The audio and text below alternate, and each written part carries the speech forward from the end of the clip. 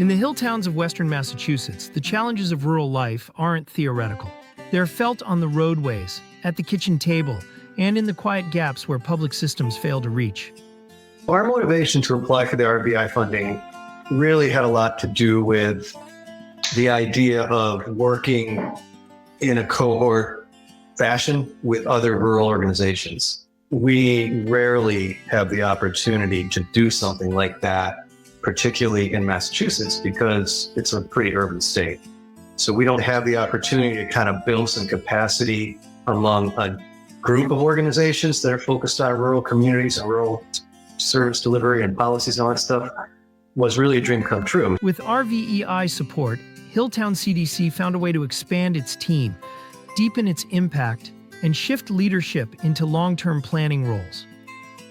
And this funding really helped us to grow the agency enough that, I could kind of move my role into developing more business opportunities for the organization. At the heart of their public health response was access, bringing vaccines, care, and information to the very people who otherwise would have gone without. The first thing was taking the opportunity to see where most efficiently and effectively the funding went into promoting vaccine equity in a rural community that had no access to any of that prior. We were successful at getting several hundred people vaccinated in their rural communities without having to travel into the valley to be able to do that. The pandemic exposed long-standing gaps in food, mobility, and care. Hilltown CDC stepped in with a deep understanding of what rural communities actually needed. We used this funding to really focus on, the basic needs of our community. That was food, transportation, checking in on the elderly, like going to homes, physically checking people, providing small business support to help businesses remain open when most of them were being forced to be closed. It was really important to be able to provide the hundreds of thousands of dollars of free food that we gave to our community.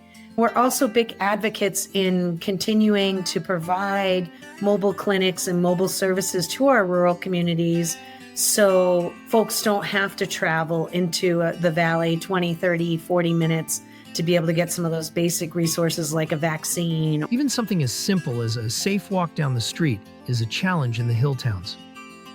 Joan has made it her mission to change that. The majority of our rural main roads, if you will, are highways, state highways, and the towns do not have the ability to make changes to those roadways.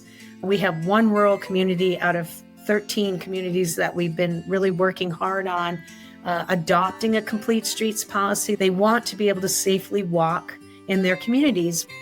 With a growing population of seniors, Hilltown CDC is already investing in tomorrow's care. Dave was able to secure a 3-year unit rate contract with their elder service agency.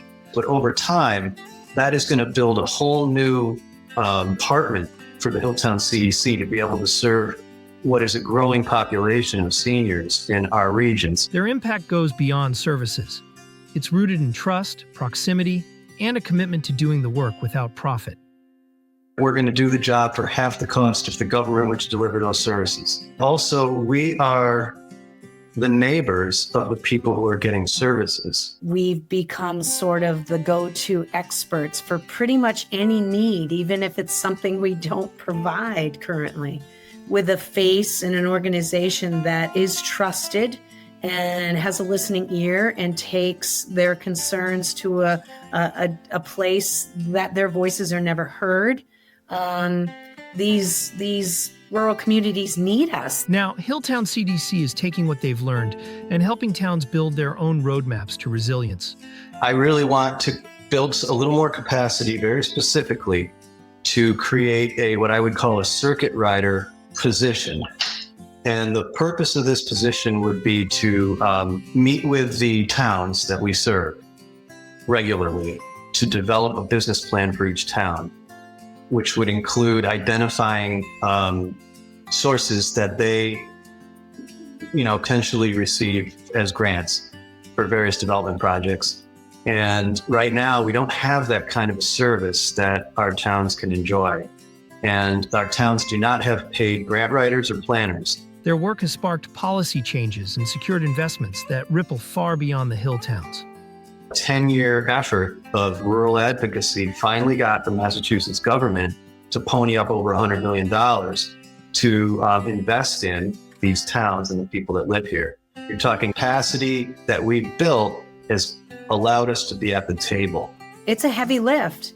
Our agency needs to continue to get support like the RVI funding and then some. I'm willing to continue to fight for what I feel is important for our community, and that's just what I'm going to do. This is what the rural effect looks like. Neighbors leading with care and building the systems they've long been waiting for.